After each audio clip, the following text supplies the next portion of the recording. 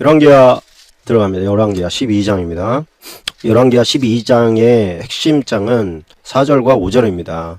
요아스가 제사장들에게 이르되 여호와의 성전에 거룩하게 하여 드리는 모든 은 곧 사람이 통용하는 은이나 각 사람의 몸값으로 드리는 은이나 자원하여 여호와의 성전에 드리는 모든 은을 제사장들이 각각 아는 자에게서 받아들여 성전의 어느 곳에든지 파수된 것을 보거든 그것으로 수리하라 하였으나 요아스 왕 제23년에 이르도록 제사장들이 성전에 파손한 데를 수리하지 아니하였는지라. 이게 무슨 얘기냐면 요아스 왕은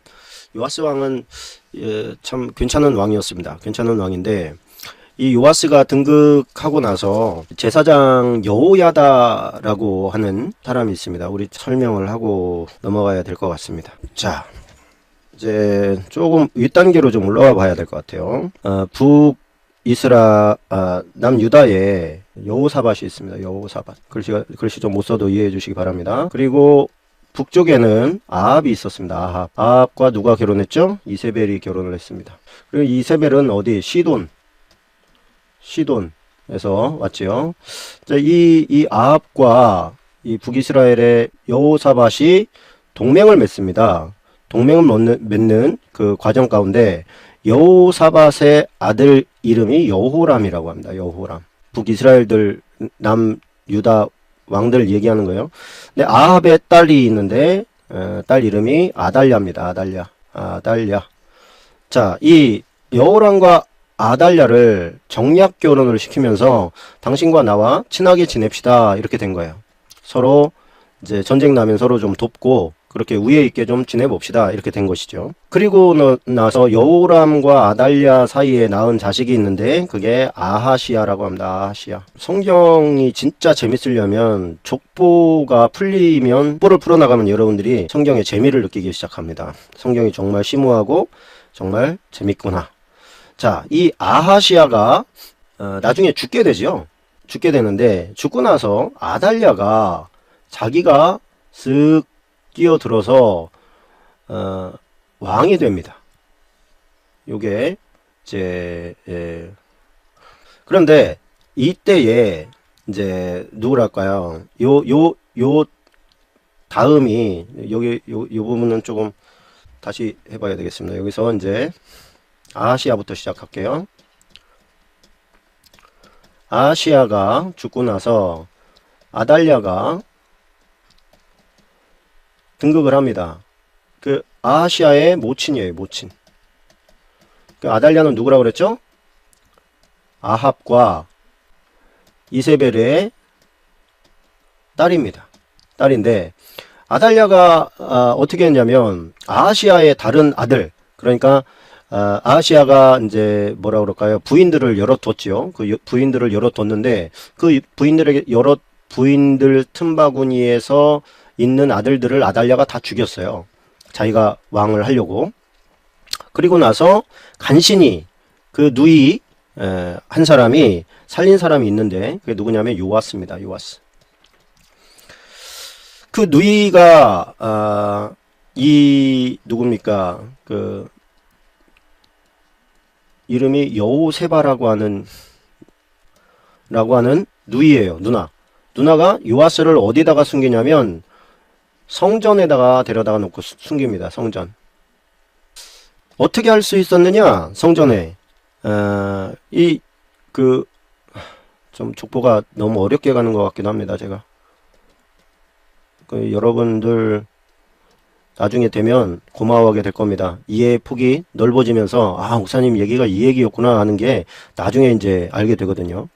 이 여호야다가 누구냐면 제사장입니다.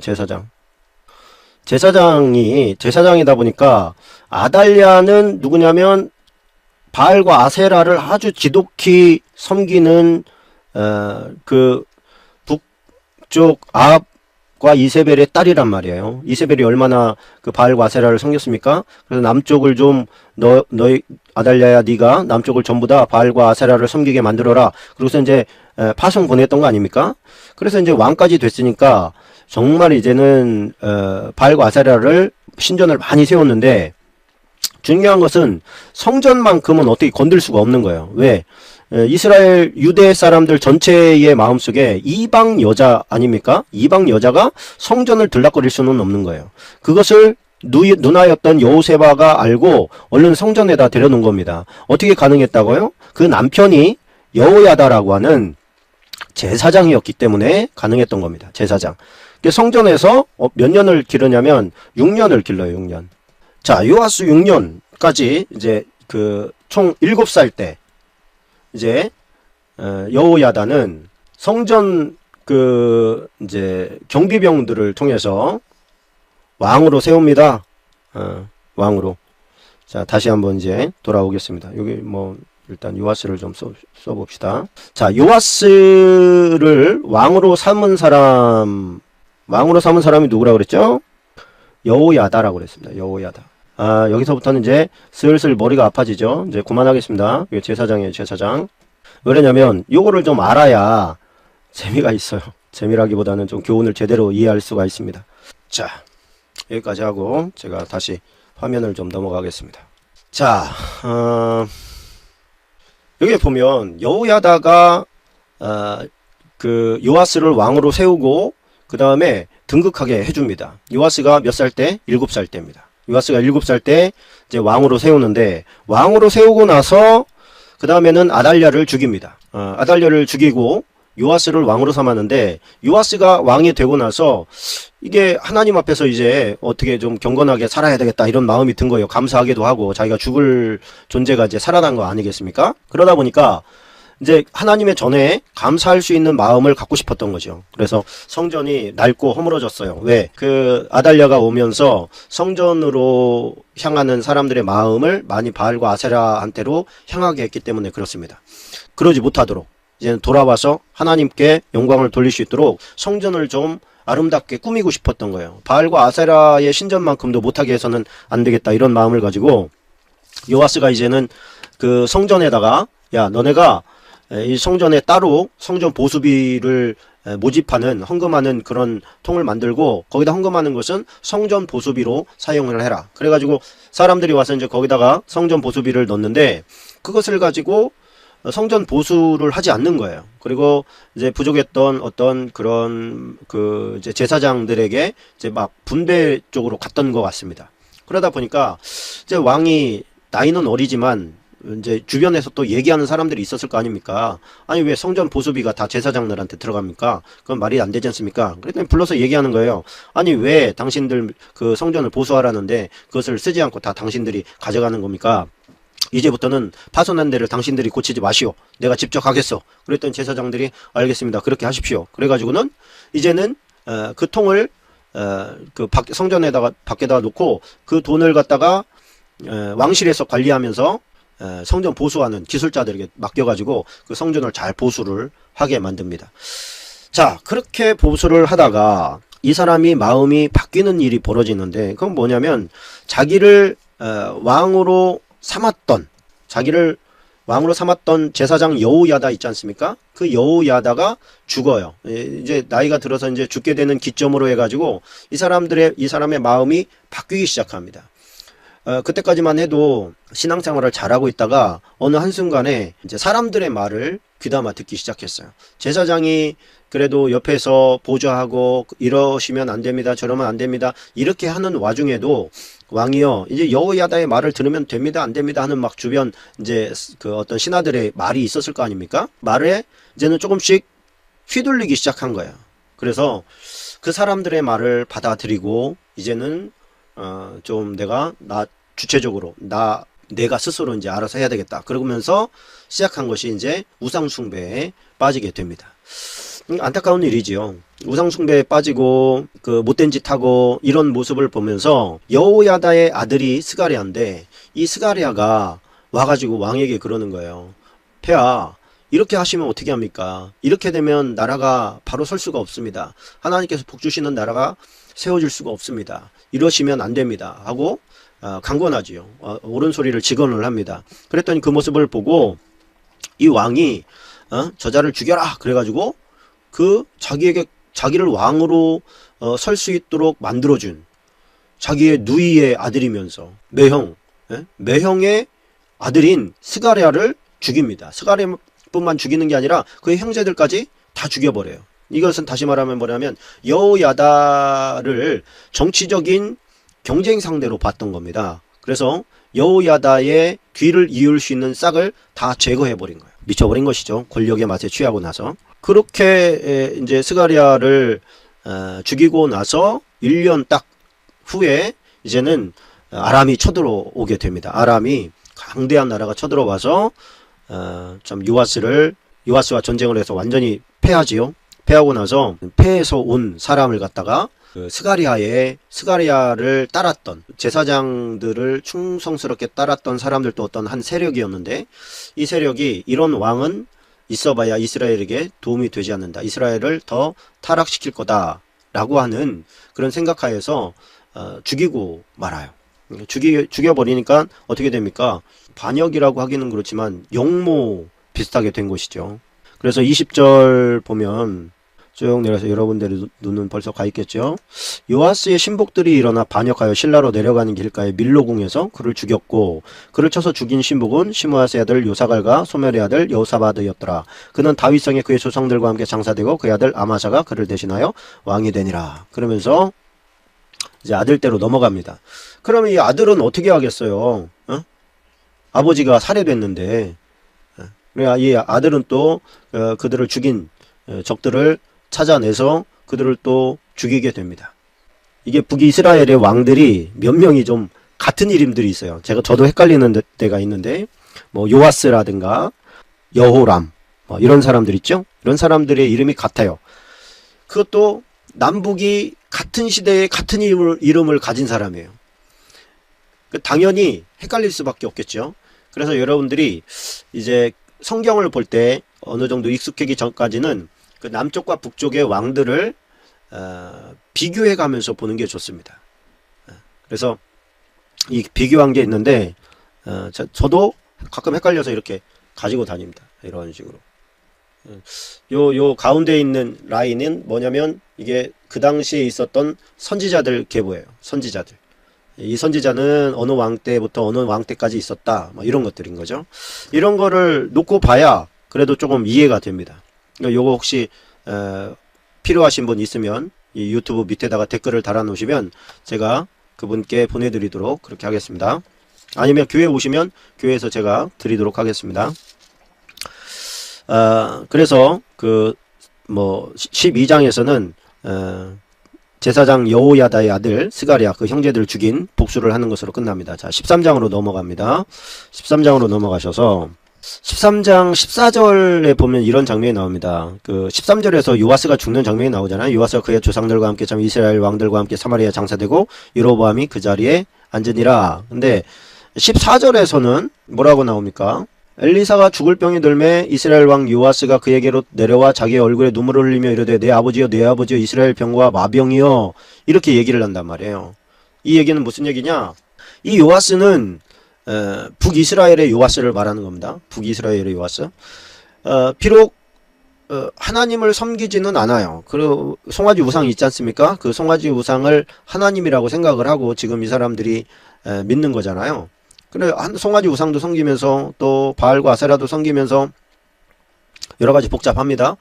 그런데도 불구하고 엘리사를 존경합니다. 그래서 엘리사가 알려주잖아요. 뭐 어느 쪽에서 아람이 쳐들어올 거니까 그쪽에 가서 방비하십시오. 또 이쪽에서 올 거니까 방비하십시오. 이렇게 이제 많이 충고를 해줘서 그 위기 상황을 많이 모면하잖아요. 근데 죽게 됐다고 얘기를 하니까 이제는 가서 이야기를 하는 것이죠. 어떻게 하면 이제 안타까운 심정으로 엘리사에게 갔더니 엘리사가 그에게 이런 이야기를 합니다.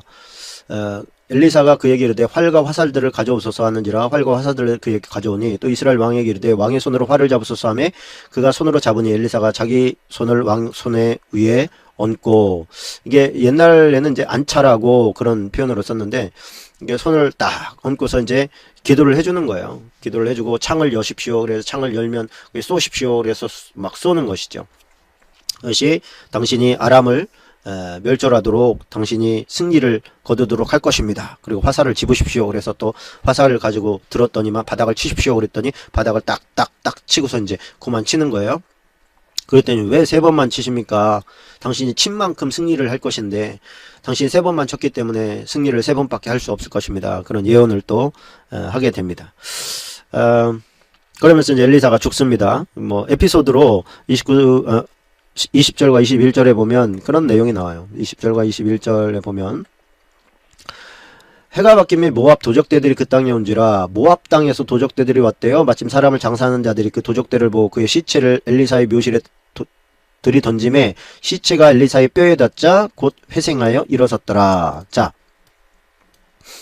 이제 엘리사가 죽었는데 그 죽은 사람을 갖다가 엘리사의 무덤에다 탁 집어 던졌더니 그 죽은 사람이 엘리사의 뼈에 딱 닿으니까 살아났다. 그거예요. 이게 이제 그 엘리사가 뼈만 남았다라고 하는 것은 시간이 이제 많이 지났다는 뜻이 아닙니까? 캐톨릭에서는 성인 숭배 또 유물 숭배 이런 게 있지 않습니까? 그래서 뭐 이거는 뭐 손가락 하나 가지고 뭐 이것은 뭐 베드로의 뭐 오른쪽 두 번째 손가락의 한 마디야 막 이러면서 엄청난 그걸 뭐 신주단지 모시듯이 막 그렇게 하는 모습들을 우리가 간혹 보게 됩니다. 왜 그러냐? 그 배경이 되는 구절입니다. 여기에도 엘리사의 어떤 시체에 사람이 닿으니까 사람이 살아났지 않느냐. 그렇다면 그것에 어떤 효능 내지는 능력이 있다는 얘기 아니겠느냐. 그러니까 그것이 어떤 사람들이 숭배의 대상이 돼가지고 그 다음부터는 아주 그 사도들의 그 무덤이 막 도굴되기도 하고 뭐 묘한 일들이 많이 일어난 겁니다. 그 배경이 되는 구절이더라. 그러나 여기에서는 그런 얘기 하려고 하는 것이 아닙니다. 여기에서는 엘리야가 이 기적까지 합치면 엘리야에 비해서 딱 2배의 이적과 기적들이 나타나는 게 되는 거예요. 그래서 엘리사가 엘리야에게 기도했던 당신의 영감의 갑절이나 내게 있기를 원합니다라고 간구했던 것에 어떤 아구를 딱 맞추기 위해서 이것을 이제 넣었다고 보시면 됩니다. 그래서 우리가 뭐 생각해 봐야 될 건 뭐냐면 능력의 근원은 뼈가 아니라는 것이죠. 사람이 죽어도 하나님은 계속해서 역사하신다. 뭐 이런 것을 보여준다고 볼 수가 있습니다. 자, 그리고 이제 넘어가 봅시다. 아마샤 얘기를 좀 해봅시다. 아마샤. 남유다의 요아스 왕이 죽었지요. 신하들에 의해서 죽었지요. 그리고 나서 아마샤가 왕이 됐는데, 자, 아마샤가 왕이 된 다음에 맨 먼저 이제 한 게 뭐냐면 자기 아버지를 죽인 그런 신복들을 찾아내서 죽인 거예요. 근데 원래는 그렇게 하면 3대를 다 멸해야 되는데 자식들까지 다 죽여야 되는데 이스라엘은 일찌감치 하나님께서 그런지 못하게 만들어 놨습니다. 그래서 죄 지은 자만 당사자만 죽이게 하나님께서 그렇게 만들었기 때문에 이 사람은 하나님을 잘 섬기는 사람이다 라고 하는 뜻으로 그 신복들만 찾아서 죽인 내용이 이제 6절에 나옵니다. 그래서 14장 6절 율법책에 기록된 대로 함이라 곧 여호와께서 명령하여 이르시기를 자녀로 말미암아 아버지를 죽이지 말 것이요 아버지로 말미암아 자녀를 죽이지 말 것이라 오직 사람마다 자기의 죄로 말미암아 죽을 것이니라 하였더라. 그렇게 된 것입니다. 자, 그리고 다음에 이제 이런 일이 벌어져요. 이런 일이 벌어지는데 그 북쪽에 이것도 한번 제가 표로 좀 그리면서 설명을 좀 하겠습니다. 여러분들은 14장을 펴놓고 그 메모할 수 있는 분들은 그 메모지를 참고하셔서 보시면 좋겠습니다. 자, 북쪽에 글씨 참 못 쓰네요. 그죠? 근데 또 얘가 그렇게 이쁘게 써지지는 않아요. 자, 북쪽에는 남쪽의 왕과 똑같은 요아스 왕 시대고요. 요아스 왕은 12대 왕. 자, 남쪽에는 지금 아마샤.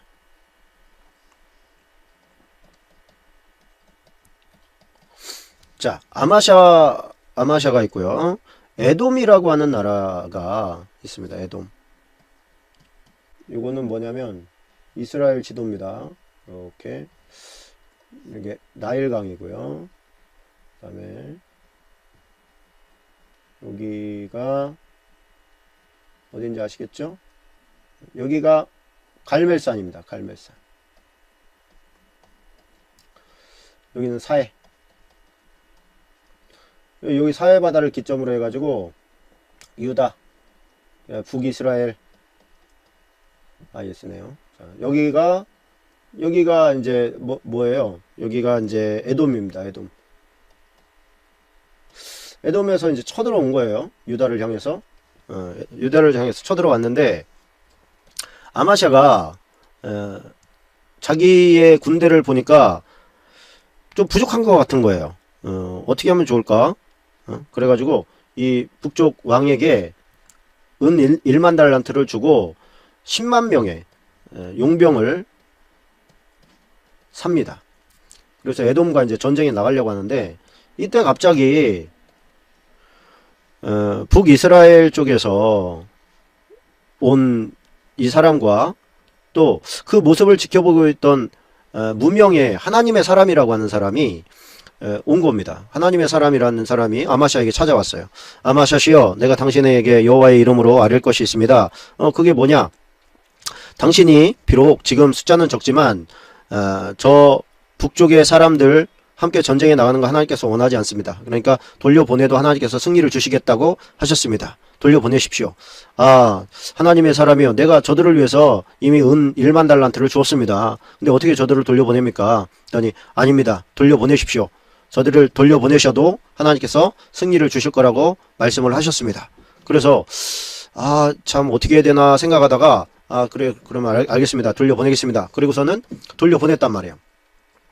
돌려보냈는데 이 은 1만 달란트는 용병들에게 지불한 게 아니고 왕에게 지불을 한 거란 말이에요. 왕에게 지불을 했는데 왕은 용병들을 이제 파송을 한 거죠. 너희들이 가서 이제는 전쟁을 해서 승리해서 원래 전리품은 용병들의 것입니다. 그래서 그 군사들에게 지급하는 돈 따로, 그리고 그들이 취한 어떤 그 전리품 따로 이렇게 돼 있는데, 왔다가 전쟁도 못하고 그냥 가니까 이 사람들은 지금 돈이 없는 상황인 거예요. 이미 돈은 다 지금 유다 쪽에서는 지불을 했고 이 왔던 10만의 군사들에게 줄 전리품이 없는 거예요. 그 돌아가라네.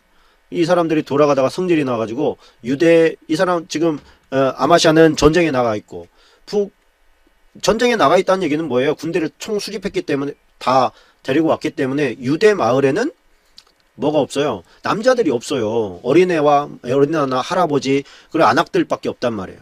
올라가다 보니까 이 사람들이 승질이 난 거예요. 우리가 여기까지 왔는데 아무 소득 없이 가야 된다니까 막 분통이 터지는 거죠. 그래서 올라가는 길에 유대 마을, 남자들이 없는 유대 마을에 들어가 가지고 10만 명이니까 막 다 강탈을 하면서 그렇게 올라갔습니다. 그러니까 그 와중에 3천 명이나 되는 숫자가 죽었단 말이에요. 3천 명이나 되는 사람들이 죽으니까 어떻게 되겠어요? 이게 남유다 왕 아마샤로서는 속상하죠. 저것들이 우리를 도와주러 왔다가 올라가면서 오히려 해악을 끼치는구나. 그러나 지금 어떻게 해요? 지금 에돔하고 지금 전쟁이 붙었는데 전쟁을 해가지고 승리를 하게 됩니다. 엄청난 승리를 하게 됩니다. 그래서 그들이 가지고 온 많은 전리품들을 얻을 수가 있었습니다. 근데 문제는 뭐냐면 그 많은 전리품들 가운데 뭐가 있었냐면 에돔의 신들이 있었어요. 에돔의 신상들이. 그 신상들은 보통 이제 멋있게 꾸미잖아요. 뭐 금으로도 금칠도 하고 은칠도 하고 뭐 그러다 보니까 좀 그럴듯하다 보니까 야, 이거 진짜 그럴듯한데? 그러면서 이 아마샤가 그 신상들에게 절을 합니다. 절을 하는 거예요. 그러니까 이 하나님의 사람이 볼 때 이게 얼마나 기가 막힙니까? 아니, 왕이시여, 자기 나라 백성도 지금 구원하지 못한 그런 신을 갖다가 당신이 지금 거기다가 제사를 지내면 어떻게 하겠다는 겁니까? 그랬더니 그 얘기를 듣고 기분이 확 상해버렸네? 누가? 아마샤가. 그래가지고 야, 그만해라. 너 따귀 좀 맞아볼 테냐? 너 어디서 함부로 입을 놀리고 그래? 꺼져. 그러니까 이 선지자가, 하나님의 사람이, 알겠습니다. 당신이 하나님의 말씀을 듣지 않는 걸 보니 당신은 멸망할 것입니다. 그리고서 이제 사라져요. 그러고 나서 이제 지금 제가 설명하는 것은 역대하에 있는 역대하 25장 15절쯤 보면 이제 같이 나오는 것들이 있습니다. 왜 그러냐면 열왕기 상하는 그 굉장히 압축을 해놨어요. 그 좀 디테일하게 들어가지 못하고 쫙 압축을 해서 정말 필요한 것만 딱 넣었기 때문에 앞뒤 상황을 모르면 그냥 그 본문에 아 그랬나 보다 그러고 고개를 끄덕일 수는 있지만 Y가 안 나오는 거예요. 왜 이런 일이 벌어졌어? 이게 안 되는데 지금 그 역대상하를 보게 되면 이것을 조금 압축한 거를 쭉 늘려놨습니다. 그래가지고 왜 이런 일이 벌어졌는지 조금 더 디테일하게 설명한 것이 역대상하고 조금 더 압축해서 기록한 것이 열왕기상하입니다. 그래서 여러분 지금 얘기한 것을 열왕기 역대상하를 갈 때 한 번 더 여러분들이 듣게 됩니다. 두 번 들으니까 그래도 이해력이 조금 아무래도 더 높아지겠지요. 그러고서 어딥니까? 이 에돔 신들에게 절하고 나서 선지자의 책망을 들었지만 그 책망을 받아들이지 않고 오히려 책망한 선지자를 타박하고 모욕을 줘서 내쫓습니다. 그 다음에 이 아마샤가 전쟁에 대한 자신감이 붙었습니다. 그래서 돌아왔더니만 어라 자기 백성이 지금 열받아 있는 거예요. 무슨 일이냐 그랬더니 아 북쪽의 용병들이 왔다가 그냥 가는 거에 대해서 불만을 많이 가지고 우리 그 어딥니까 이 마을들을 들어와 가지고 강도짓 해가지고 뺏어갔습니다. 그랬더니 왕이 기분이 몹시 안 좋잖아요. 아니 이스라엘 왕이 그거를 그냥 가만히 내비뒀냐? 어떻게 그럴 수가 있냐? 그리고서 왕에게 이제 얘기한 겁니다. 와서 좀 얘기 좀 합시다. 나랑 한판 붙읍시다. 딱 이래버리니까 그 북이스라엘 왕이 뭐라고 얘기를 하냐면 14장 10절입니다. 14장 10절 이렇게 얘기해. 북이스라엘 왕이 네가 에돔을 쳐서 파하였으므로 마음이 교만하였으니 스스로 영광을 삼아 왕궁에나 내 집으로 돌아가라. 어찌하여 화를 자취하여 너와 유다가 함께 망하고자 하느냐. 자 이렇게 얘기를 하는 거야. 완전히 그냥 무시를 당한 것이죠. 이게 뭐야 도대체. 지금 승리해가지고 기분이 완전 업되어 있는데 말이죠. 북이스라엘 왕한테 아니 어쩌자고 이런 일을 했습니까? 우리가 할 말 있지 않습니까? 한번 봅시다. 그랬더니 9절에 보면 이스라엘 왕 요아스가 유다의 왕 아마시아에게 사람을 보내 이르되 레바논 가시나무가 레바논 백향목에게 전가를 보내어 이르기를 내 딸을 내 아들에게 주어 아내로 삼게 하라 하였더니 레바논 들짐승이 지나가다 그 가시나무를 짓밟았느니라. 이게 무슨 얘기예요? 지금 너 지금 주제 파악 못하고 있다 이렇게 경고하는 것입니다. 자 우리나라 대통령들 또 북한에 가가지고 몇 번 그 이제 방북을 하지 않았습니까? 근데 북한에서는 한 번도 안 왔단 말이에요. 이건 무슨 얘기입니까? 아랫사람이 윗사람을 찾아뵙는 거지요. 무슨 얘기인지 알겠죠? 저 북쪽 이스라엘 왕은 지금 어떤 생각을 하고 있냐면 네가 나보고 오라가라 하라는 거냐 지금? 완전히 머시기 상실했구나 너. 이렇게 얘기를 하는 거예요. 그러니까 너 지금 승리한 거 그거 교만 떨지 말고 가서 그 승리나 즐겨 이렇게 얘기했더니 아 기분 상해가지고 한판 붙읍시다 이렇게 된 거예요. 그래 북이스라엘의 군대와 왕이 쳐들어와 가지고 어떻게 됩니까? 13절입니다. 이스라엘 왕 요아스가 베스메스에서 아하시아의 손자 요아스의 아들 유다 왕 아마사를 사로잡고 왕이 어떻게 됐어요? 사로잡혔어요. 그리고 내친 김에 예루살렘까지 왔어요. 그리고 예루살렘 성벽을 에브라임 문에서부터 성 모퉁이 문까지 400규빗을 헐어버립니다. 그러면서 여호와의 성전과 왕궁 곳간에 있는 금은과 모든 기병을 탈취하고 또 사람을 볼모로 잡고서 사마리아로 돌아갔습니다. 자 이게 뭐예요? 이게 완전히 한번 객기 부리다가 완전히 초토화된 거죠. 그 왕만 사로잡힌 것이 아니고 와가지고 다른 사람들을 장뜩 볼모로 잡아가지고 북이스라엘로 돌아간 거예요. 그리고 이제 그 어딥니까? 이 에돔과 전쟁을 해서 엄청난 전리품을 가져왔잖아요. 그 전리품이 고스란히 다 북쪽으로 가게 된 거예요. 이 아마샤가 생각할 때는 야 우리 전쟁 자금 충분해. 우리 에돔과 싸워가지고 이겨가지고 지금 전쟁 자금 충분하거든. 와서 싸우자. 이렇게 됐던 건데 막상 뚜껑 열어보니까 어떻게 됩니까? 북이스라엘한테 꼼짝없이 패한 거죠. 만약에 아마샤가 그 에돔 신들에게 절하지 않고 만약에 절했다 할지라도 또 선지자의 말에 순복해서 아 하나님 내가 잘못했습니다 이렇게 어리석을 수가 있습니까? 승리는 하나님께서 주신 것인데 어떻게 하나님께 경배하지 않고 이방신에게 할 수 있단 말입니까? 이런 어리석은 죄를 지은 저를 용서해 주십시오. 그렇게 하고 나갔더라면 아마도 이 북이스라엘과의 전쟁에서는 승리했을 겁니다. 그런데 그렇게 하지 않았습니다. 오히려 그 이방신에게 절함으로 말미암아서 그가 대패하고 또 그 나라가 북이스라엘의 손에 들어가 버리게 되는 이 엄청난 정말 참 유태하기도 하고 자존심 상하는 그런 일이 벌어지게 된 것입니다. 자, 23절로 가면 그 유다 왕 요아스의 아들 23절 보십시다. 제가 박스 처리하라고 하기 전에는 그냥 밑줄만 그어 놓으시면 됩니다. 유다 왕 요아스의 아들 아마샤 제 15년에 이스라엘 왕 요아스의 아들 여로보암이 사마리아에서 왕이 되어 41년간 다스렸으며, 여기 보면 여로보암이 나와요. 이 여로보암은 북이스라엘의 1대 왕 여로보암이 아닙니다. 그래서 이 여로보암을 지칭할 때는 같은 이름인데 여로보암 2세라고 합니다. 이 여로보암 2세, 이 여로보암 2세가 북이스라엘의 13대 왕입니다. 북이스라엘 13대 왕인데 남쪽 유다의 13대 왕은 히스기야예요. 그래서 북이스라엘의 여로보암 2세하고 히스기야 13 이렇게 한번 생각을 해보세요. 근데 이 북이스라엘의 13대 왕 여로보암 2세는 이 사람이 정치를 폈을 때 북이스라엘이 가장 흥왕했습니다. 강력한 왕이었습니다. 이 사람은 그냥 제가 설명하고 넘어갈 건데요. 이 여로보암 2세가 나라를 굉장히 확장했고, 지금 남쪽 아마샤가 죽어버리고 또 그 성이 함락돼 버리고 성이 회파돼 버렸어요. 성을 적국이 와서 회파시킬 때는 그것을 마음대로 쌓을 수가 없습니다. 그거는 자기들의 자치권을 상징하는 거기 때문에 저 북쪽 이스라엘이 승리해서 허문 것은 북쪽 이스라엘의 허락이 없으면 세울 수가 없는 거예요. 그런 지금 국력이 최고 바닥 상태인 거예요. 근데 북쪽 여로보암 2세가 등극하면서는 더 강력해진 거예요. 왜? 남쪽을 볼모로 잡아가지고 강력한 나라가 된 거죠. 그래서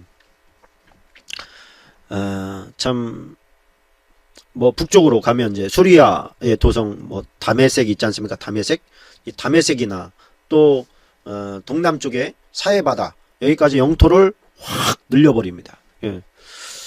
이 시대 때 활동하던 선지자가 아모스예요. 이 아모스가 이제 그 선포한 것이 뭐냐? 너네들 지금 도덕적으로, 종교적으로 엄청난 지금 타락을 했다. 하나님께서 너희를 심판할 거다. 너네들 그렇게 지금 부와 힘을 믿고 그렇게 장난치고 쾌락을 즐기고 그렇게 하다가는 하나님께서 너희들 싹 밀어버리실 거다. 이런 이제 예언을 아모스가 하지 않습니까? 그리고 여로보암 지난 다음에 이제 그 나라가 급격히 쇠퇴하기 시작합니다. 자, 여러분 제가 이렇게 지금 설명한 것을 여러분들이 노트에다가 이렇게 적으실 때, 이 성경책 옆에다가 이제 사이드에다 적으실 때는 북이스라엘 왕족 가운데 가장 영토 확장을 크게 시킨 왕, 가장 큰 왕. 물론 하나님께서 보실 때는 그는 하나님을 섬기지 않았기 때문에 쓰레기에 불과하죠. 아무리 뭐 영토를 확장시키고 나라를 안정시키고 뭐 어쩌고 저쩌고 했어도 하나님의 관점은 하나예요. 네가 다윗처럼 나를 경외했느냐 안 했느냐, 딱 그거예요. 기준이에요. 그게 다윗의 기준입니다. 저와 여러분은 하나님을 기쁘시게 하는 사람들이 되시기를 주님의 이름으로 축원합니다. 자, 15장으로 넘어갑니다. 15장. 이스라엘 왕 여로보암 제27년에, 그러니까 지금 여로보암 2세가 정치를 하고 있을 때 유다 왕 아마샤의 아들 아사랴가 왕이 됩니다. 이제 그렇게 이제 약간씩 빗나가는 거지요. 뭐 두 사람이 남북이 똑같이 죽고 살고 뭐 이렇게 하지 않으니까요. 아사랴는 그 예명이고 원래 우시야라고 합니다. 우시야가 예명이고 아사랴가 진짜인지 이게 역대기랑 조금 이름이 좀 달라요. 이름 표기법이. 그래서 이 우시아는 또 암몬과 또 전쟁을 벌입니다. 이 암몬하고 앙숙이거든요. 그 접경지대인 거죠. 북이스라엘과는 약간 좀 거리가 떨어져 있고. 그래서 전쟁을 해가지고 승리를 거둡니다. 그래가지고 조공을 받아요. 은 100달란트하고 밀 1만석 정도를 받습니다. 이것은 이제 역대하 26장 8절에 이제 기록이 되어 있습니다. 근데 이 우시아도 참 승리한 다음에 이게 사람이 좀 교만해져요. 사람이 이게 참 제가 생각을 해도 이거 어려운 문제 같습니다. 15장으로 한번 가시죠. 자, 여기에서는 오직 산당은 제거하지 아니하였으므로 백성이 여전히 그 산당에서 제사를 드리며 분향하였고 여호와께서 왕을 치셨으므로 그가 죽는 날까지 나병 환자가 되어 별궁에 거하고 왕자 요담이 왕궁을 다스리며 그 땅의 백성을 치리하였더라. 이걸로 봐서는 하나님께서 여호와께서 왜 왕을 쳤는지가 안 나오잖아요. 이게 이제 열왕기 상하의 단점이라는 거예요. 너무 압축을 했기 때문에 왜 이 상태로 보면 산당에서 제사를 드리며 분향했기 때문에 지금 여호와께서 왕을 치신 것밖에 안 되지 않습니까? 근데 이게 이제 그 역대하를 제가 한번 가봐야 될 것 같습니다. 오늘은 역대하 26장 16절. 자, 그가 강성하여짐에 그의 마음이 교만하여 악을 행하여 그의 하나님 여호와께 범죄하되 곧 여호와의 성전에 들어가서 향단에 분향하려 한지라. 자, 여호와의 성전에 들어가서 향단에 분향하려 한지라. 제사장 아사랴가 여호와의 용맹한 제사장 80명을 데리고 그의 뒤를 따라 들어가서. 지금 이게 무슨 사건이냐면 왕이 성전에 들어간 겁니다. 왕이 성전에 들어갔다는 얘기는 뭐냐면 지금 정교 분리가 돼야 되는데 왕이 제사장도 하겠다고 지금 난리를 치는 거예요. 왕이 제사장도 하겠다. 이 우시아가 이방 나라들은 최고 제사장이 왕이면서 동시에 왕이면서 정치적으로도 최고 왕이면서도 종교적으로도 최고 제사장이 하는 경우가 왕왕이 있었습니다. 그러니까 양쪽에 다 어떤 의미로 보면 권력이거든요. 영적인 마음의 중심을 잡아가는 마음을 가질 수 있는 어떤 뭐라 그럴까요? 제사장들은 믿고 신뢰하잖아요. 왜? 그런 거 있지 않습니까? 그러니까 백성들의 마음을 그렇게 자기를 추종하게 만들고 싶었던 거예요. 그러니까 제사장을 추종하게 하는 게 아니거든요. 제사장은 하나님을 추종하게 만드는 것인데 자기가 양쪽 다 최고 권력을 갖고 싶었던 겁니다. 그래서 일반인이 들어갈 수 없는 제사장만 들어가는 이 분향단까지 들어가 가지고 거기서 분향하려고 했다는 거예요. 제사장 아사랴가 용맹한 제사장 80명을 데리고, 이 80명은 왜 용맹하다는 표현을 했냐면 왕과 지금 대치하는 거거든요. 그러니까 왕으로부터 언제든지 내가 죽을 수 있다라고 하는 왕의 군대와 제사장 뭐 육적으로 싸우면 이게 군사력으로 이게 게임이 됩니까? 왕이 군대 이끌고 와가지고 저놈들 다 죽여 그러면 다 죽을 수밖에 없는 것이죠. 그러나 그 하나님의 성전을 보존하겠다고 하는 제사장들의 이 결심, 그 결심 때문에 함부로 들어가지는 못합니다. 함부로 들어가지 못하고, 함부로 들어가지 못하는데 들어간 거죠. 지금 막 어거지를 써가지고 들어갔어요.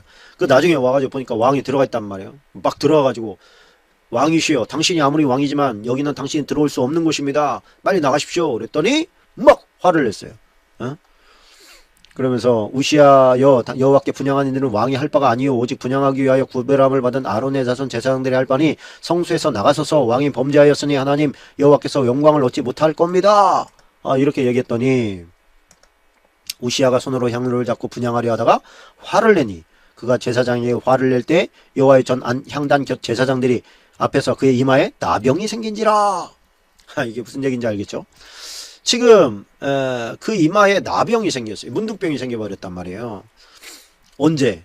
그가 금지된 장소에 들어가서 자기가 대제사장까지 겸임하려고 하는 그 욕심에 의해서 성전에 들어가서 분향할 때, 지금 제사장과 딱 부딪혔는데 하나님께서 제사장 편을 들어준 거죠. 갑자기 이마에서부터 확 이렇게 문둥병이 발하게 된 겁니다. 그렇게 되니까 어떻게 됩니까? 본인도 너무 두렵고 괴로운 것이죠. 얼른 뛰쳐나와가지고 문둥병에 걸린 상태에서는 아무 데도 못 갑니다. 아무 활동도 못 하고요. 그 마을 밖으로 쫓겨나야 되는데 왕이니까 쫓겨낼 수는 없고 별궁에다 놓고 갇혀 지내는 거죠. 부정하니까 밖에 나올 수도 없고. 그래서 그 아들 요담이 왕궁을 관리하며 백성을 다스린 거죠. 자, 이게 이제 우시야 스토리입니다. 이제 다시 열왕기하 15장으로 돌아와야 됩니다. 열왕기하 15장. 나중에 이제 역대하로 여러분들이 볼 때는 두 번 보는 거기 때문에 조금 더 쉬울 거라고 생각합니다. 왕하 15장. 자, 8절로 넘어가 보겠습니다. 8절. 유다 왕 아사랴 제 38년에 여로보암의 아들 스가랴가 사마리아에서 6달 동안 이스라엘을 다스리며. 자, 여기에서는 이제 북이스라엘의 왕들이 얼마나 빨리 이제 쇠퇴되어져 가는가, 그에 대해서 이제 우리가 알 수가 있죠. 우리가 아까 뭐라고 얘기했습니까? 제가 아모스가 이때 그 활동하던 선지자라고 하지 않았습니까? 또 호세아가 또 여로보암 2세부터 그 이스라엘의 마지막 왕 이름이 호세아거든요. 또 그 호세아가 선지자 호세아가 이스라엘 왕 호세아까지 유대의 아니 북이스라엘의 마지막 왕까지 활동을 했어요. 뭐 너희가 이대로 살면 망할 거다, 멸망할 거다, 멸망할 거다, 멸망할 거다, 이 얘기를 계속해서 이제 경고를 보내지요. 그러나 그들이 이제 회개하지 않습니다. 그래서 이 다음에는 이제 스가랴가 6달 동안 다스리고, 그 다음에 살룸이 13절에 보면 한 달 동안 다스리게 되고, 그 다음에 무나엠이 또 10년간 다스리고, 그 다음에 부가히야가 한 2년 다스리고, 베가가 한 20년 다스리고, 그 다음에 이제 북아궁국이 포로로 잡혀가게 됩니다. 여기서 조금 생각해 봐야 될 것이, 이제 베가가 20년 동안 이제 나오는데 27절로 29절까지가 박스입니다. 15장 27절로 29절까지. 자, 유다왕 아사랴 제52년에 르말리아의 아들 베가가 이스라엘 왕이 되어 사마리아에서 20년간 다스리며 여호와 보시기에 악을 행하여 이스라엘로 범죄하게 한 느밧의 아들 여로보암의 죄에서 떠나지 아니하였더라. 이스라엘 왕 베가 때에 아수르 왕 디글랏 빌레셀이 와서 이온과 아벨벤 마아가와 야노아와 게데스와 하솔과 길르앗을 갈릴리와 납달리 온 땅을 점령하고 그 백성을 사로잡아 아수르로 옮겼더라. 자, 이제 베가 때의 아스루 왕 디글랏 빌레셀이 와서 이제 다 정복한다, 그런 얘기거든요. 이제 여기에서는 이제 또 나오지 않고 이렇게 간단하게 넘어갔는데, 이제 역대하 28장부터 5절로 15절까지 보면 거기에 이 베가는 어떤 생각을 가지고 있었냐면, 저 아수르와 교제하지 않았어요. 그러니까 아수르와 동맹을 맺지 않고 반 아수르 정책을 펴면서, 이게 반 아수르 정책을 펴는데 아수르에서 쳐들어왔단 말이에요. 그러니까 이 베가가 주변 국가에 있는 뭐 모압, 암몬, 에돔 이런 그 왕들을 결집시켰어요. 야, 우리나라가 지금 저 아수르와 전쟁을 벌이는데 내가 망하면 너네들 망하는 건 순식간이다. 그래도 너희들보다는 우리가 약간 더 힘이 센데 우리가 망해봐야 너네들 다 망할 거야. 그러니까 나는 저 아수르에게 항복하지 않고 한번 맞짱 떠볼 테니까 우리는 군사력이 부족해. 그러니까 너네들 군사 좀 보내. 그래가지고 뭐 그 모압과 암몬과 에돔의 군인들을 막 파송을 해줍니다. 파송을 해주니까 이제 군대가 꽤 많아졌단 말이에요. 그래서 이제 아수르 왕과 부딪히는데 결국엔 어떻게 돼요? 결국에는 전쟁에 패하고 침공당해서 북이스라엘에 이제 사람들이 다 포로로 끌려가는 일이 벌어지게 됩니다. 근데 이거 설명을 하고 좀 넘어가야 될 것 같은데요. 근데 북이스라엘이 힘이 세잖아요, 남유대보다도. 그래서 이제 이제 이스라엘 아수르 지역과 유대와 뭐 그 암몬, 뭐 모압 이쪽 그 에돔 이쪽 지역이 이제 같은 지역이에요. 뭐 지도를 한번 보면 좋겠는데, 근데 유대는 친아수르 정책을 펴고 있었어요. 그러니까 애매하죠. 지금 북입니다. 여기서 아람, 암몬, 모압, 이게 에돔, 이게 블레셋 그렇습니다. 여기 유다고요. 여기는 북이스라엘이에요. 자, 남유다는 아수르, 친아수르 정책을 펴고 있어요. 그 북이스라엘에 지금 사람 군대들을 보아서 군대들이 많이 왔습니다. 근데 남유대는 친아수르 정책을 펴고 있었기 때문에 아수르를 치는데 군대를 보낼 수가 없는 거죠. 그러다 보니까 군대를 안 보냈습니다. 어떻게 됩니까 그러면? 북이스라엘 쪽에서 너네 이놈들 나쁜 놈들이구나. 그러면 너네부터 좀 손 좀 봐줘야 되겠다. 그리고서 이제는 군대가 막 쳐들어온 거죠. 북쪽 군대가. 그때 이제 활동하던 사람이 누구냐면 오뎃은 북쪽의 선지자입니다. 북이스라엘의 선지자고요. 그 다음에 이사야는 지금 남쪽 유대에 있는 거예요. 남쪽 유대. 이때 왕이 아하스입니다. 아하스가 북쪽과 지금 주변 국가들의 엄청난 군사력이 쳐들어온다는 얘기를 듣고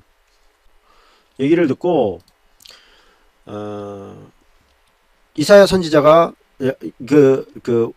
왕이 아수르에다가 친아수르 정책을 펴고 있었으니까 아수르에다가 군사를 보내달라고 합니다. 얘네들이 연합군을 만들어서 우리나라를 치려고 합니다. 지금. 그러니 우리나라가 망하게 되면 당신들한테 더 불리하지 않겠습니까? 또 우리나라는 동맹관계니까 우리에게 군대를 보내주시오. 이렇게 했는데 이사야가 왕이시여 하나님께서 당신을 도우실 겁니다. 그러니 승리를 주신다고 약속하셨으니 저 아수르에게 군대를 파병하라고 얘기하지 마십시오. 그랬더니 파병을 철회를 하면 좋았는데 철회를 하지 않아요.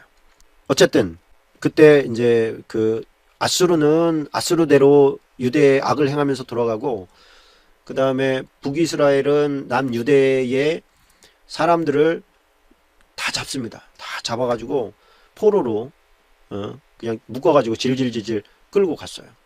그때 이제 오뎃이 그런 얘기를 합니다. 이것 보시오. 너네들 이 사람들 데리고 들어오면 큰일 납니다. 우리 망합니다. 이 사람들이 하나님의 말씀을 거역하고 잘못했기 때문에 지금 우리를 통해서 잠시 지금 회초리질을 한 거지만 이 사람들보다 우리가 잘한 게 있습니까? 우리가 더 몽둥이로 맞으면 더 많이 맞았지 이 사람들을 종으로 부리려고 하는 그런 마음, 그런 생각 버려야 됩니다. 돌려보내십시오. 그래가지고 감사하게도 또 이들이 또 고향으로 돌아오게 되는 일이 역대하 28장에 이제 나오게 됩니다. 이걸 드라마처럼 참 재밌게 하면은 너무 좋은데 말입니다. 자, 16장으로 넘어갑니다. 16장. 16장. 자, 16장 5절로 8절까지가 빡습니다. 16장 5절로 8절까지가. 그때 아람의 왕 르신과 이스라엘 왕 르말리아의 아들 베가가 예루살렘에 올라와서 싸우려 하여 아하스를 에호사스나 등이 이기지 못하니라. 당시 아람 왕 르신이 엘랏을 회복하여 아람에 들고 유다 사람을 엘랏에서 쫓아내었고 아람 사람이 엘렛에 이르러 거기에 거주하 오늘까지 이르렀더라. 아하스가 아스루 왕 디글랏 빌레셀에게 사자를 보내어 이르되 나는 왕의 신복이요. 누가? 제가 아까 설명했던 거 다시 한번 보고 넘어가는 겁니다. 나는 왕의 신복이요 왕의 아들이라. 이제 아람 왕과 이스라엘 왕이 나를 치니 청하건대 올라와 그 손에서 나를 구원하소서 하고. 아하스가 여호와의 성전과 왕궁 곳간에 있는 은금을 내어다가 아스루 왕에게 예물로 보내더니 아스루 왕이 그 청을 듣고 곧 올라와서 다메섹을 쳐서 점령하 그 백성을 사로잡아 길로 르신을 죽였더라. 자, 그 다음에서 아주 묘한 일을 하나 하는데요. 그러니까 이제 자기 인내로 치러 왔다가 아수르는 저 북쪽 동네잖아요. 북이스라엘 윗동네잖아요. 그러니까 거기서 다메섹을 아람의 나라란 말입니다. 수도란 말입니다. 다메섹이. 그러니까 수도를 먹어버리니까 유대를 치러 왔던 사람들이 어떤 일을 벌이겠어요? 우리나라가 지금 전쟁이 벌어졌대. 아수르가 와서 쳤대. 뭐야? 아수르? 그러면 우리가 지금 이러고 있을 때가 아니잖아. 그러고서 빨리 돌아갔단 말이에요. 돌아가니까 유대가 구원을 받은 거죠. 한마디로. 그러니까 고마움을 표현하러 아수르로 또 갔어요. 왕이. 아수르로 가가지고 아수르 왕에게 우리를 도와줘서 고맙습니다. 우리가 이제 죽을 뻔했는데 당신이 구해줘서 우리 살았습니다. 그러면서 이제 인사를 했는데 문제는 뭐냐면 아하스 왕이 아수르 왕 디글랏빌레스를 만나러 다메섹에 갔다가 이제 인사했겠죠. 거기 있는 제단을 보고 아하스 왕이 그 제단의 모든 구조와 제도의 양식을 그려 제사장 우리야에게 보냈더니 아하스 왕이 다메섹에서 돌아오기 전에 제사장 우리야가 아하스 왕이 다메섹에서 보낸 대로 모두 행하여 제사장 우리야가 제단을 만든지라. 자, 이게 정신 완전히 나가버린 제사장이죠. 자, 이게 무슨 얘기인지 아시겠나요? 인사를 드리러 갔는데 거기 있는 우상의 신전이 너무 멋있는 거예요. 그러니까 왕에게 여기 신전을 보니까 너무 멋있습니다. 이렇게 신전이 멋있게 만든 것은 그 안에 있는 신이 위대하기 때문이겠지요. 우리도 똑같은 신전을 만들겠습니다. 뭐 그런 거예요. 그래서 그 식양을 설계도를 보낸 거예요. 보냈더니 또 제사장은 그걸 딱 보면 뭐라고 해야 돼요? 왕이시여, 왜 이런 걸 보냅니까? 우리의 하나님이 지금 뭐 아수르의 신보다 못합니까?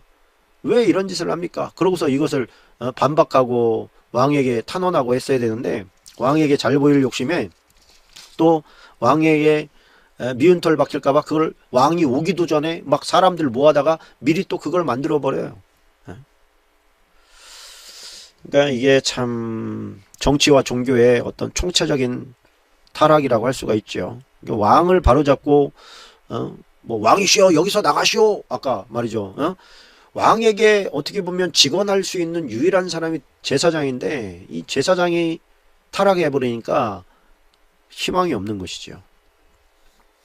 그래서 여기서 보는 이 제사장은 하나님의 어떤 직분을 받은 하나님의 사람으로서보다 왕의 신하로서의 삶에 충실했던 제사장이다, 이렇게 보여집니다. 아이고 참 너무 기가 막힌 일이죠. 그렇게 이제 아하스는 와서 죽습니다. 그리고 이제 그 아들 히스기야가 대신해서 왕이 됩니다. 이 히스기야는 또 대단한 왕이지요. 그러면서 17장은 남쪽은 히스기야가 왕이 됐었고요. 북쪽은 이제 마지막 왕인 호세아가 왕이 되는 장면이 나오게 됩니다. 17장 15절로 18절까지가 빡습니다. 17장 15절.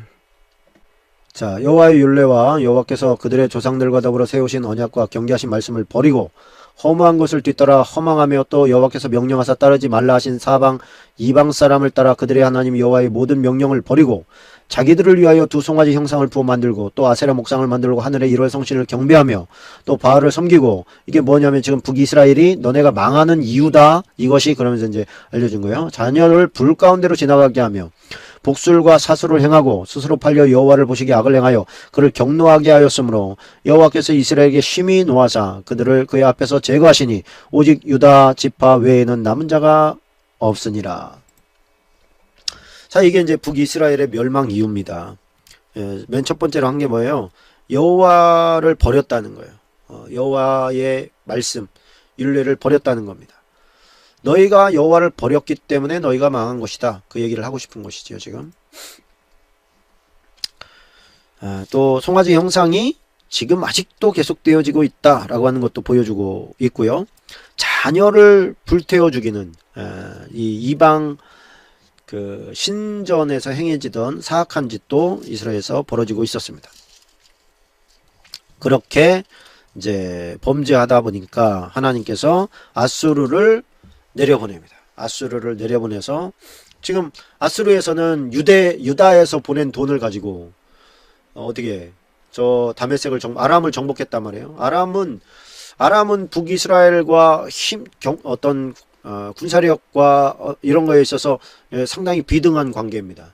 근데 이 비등한 관계가 서로 손을 잡았을 때는 아수르가 만만치 않은 상태예요. 근데 남유다가 보내준 돈을 가지고 어떻게 그 아람을 박살을 내버렸네. 그러니까 북이스라엘 혼자밖에 없는 거예요. 이게 힘이 약해지니까 아수르가 와서 북이스라엘을 삼켜버린 겁니다. 자, 그런데 북이스라엘은 이제 끝났어요. 북이스라엘은 잊어버리세요. 북이스라엘은 망해버렸어. 그래서 북이스라엘이 여기서 이제 제가 조금 이렇게 설명을 하고 넘어가야 되겠네. 아수르라고 하는 나라, 아시리아죠. 아시리아. 이 아수르의 정책은 뭐냐면 나라가 확장되어지면 뭐가 힘드냐면 관리가 힘들어집니다. 자기 나라였던 곳은 관리하기가 괜찮아요. 그런데 자기 나라가 아닌 곳을 정복했을 때는 그 나라에서는 혁명 세력들이 계속 일어나게 돼 있어요. 일본이 우리나라 강점했을 때, 강제 점령했을 때 우리나라에 독립군들이 계속 일어나서 일본인들이 하여튼 많이 죽잖아요. 그러니까 우리나라로 오는 일본인들은 어떻게 보면 목숨 걸고 오는 것이죠. 그것처럼 쉽지 않은 일입니다. 그러니까 아수르가 그 확장 정책을 펴면서 주변 국가들을 먹여 이렇게 집어삼키고 오고 있을 때 아수르의 그 정책은 뭐였냐면 자기네가 정복한 나라에다가 자기네 국민들을 갖다 보내고 혼혈 결혼을 시키고 그리고 다른 지역에서 승리한 사람들을 낯선 땅에다가 또 옮겨놔요. 이해가 되시죠? 그래서 옛날에 일본 사람들이 우리나라 사람이랑 만약에 결혼을 하게 되면 혜택이 굉장히 많았다 그래요. 우리나라에서 소위 잘 먹고 잘 살 수 있도록 일본이 도와준 거죠. 왜 그런 일을 했겠어요? 이 나라를 자기네 땅으로 온전하게 만들려면 자기네 국민이 와야 되는데 국민들이 뭐 위험을 무릅쓰고 뭐해로 오겠습니까? 그러다 보니까 혜택을 많이 준 거죠. 아수르도 마찬가지였어요. 아수르 국민들에게 너희가 우리가 정복한 나라에 가면 그 엄청난 땅들을 너희에게 줄 거다. 또 그 나라에 있는 뭐 사람과 결혼을 하게 되면 어떤 혜택을 더 줄 거다. 막 이런 혜택들로 말미암아서 백성들을 막 흩어놓는 거예요. 막 흩어가지고 정복한 나라에 들어가서 살도록. 그러다 보니까 북이스라엘은 어떤 일이 벌어졌습니까? 이제 아수르 정책이 그렇다 보니까 아수르 사람들이 다른 나라 이미 정복한 나라의 사람들을 많이 이스라엘에 보낸 거예요. 이스라엘로만 보낸 건 아니에요. 사실 자기네 나라, 자기네가 정복한 나라들의 다 사람들을 많이 보냈던 것이죠. 그러다 보니까 북이스라엘이 혼혈 민족이 돼버린 겁니다. 여기서 이제 남쪽 유다가 북쪽 사마리아 사람들 또 이 사람들을 갖다가 아주 그냥 아주 좋지 않게 보잖아요. 왜냐하면 이 사람들은 아수르에 의해서 혼혈족이 되어버렸기 때문에 그렇습니다. 이스라엘 사람들이 남아있다 할지라도 아주 극소수였고 대부분은 다 아수르의 포로가 되거나 노예가 되거나 종이 되거나 또는 타 지역으로 이동하게 되는 그런 일들이 벌어지게 된 겁니다. 그것을 이쪽 순수 민족의 눈으로 봤을 때는 이놈들은 완전히 이제 버린 자식들이 되어버렸구나 이렇게 보여지는 거예요. 여기까지 이제 좀 이해를 하고 우리가 이제 히스기야로 넘어가야 됩니다. 히스기야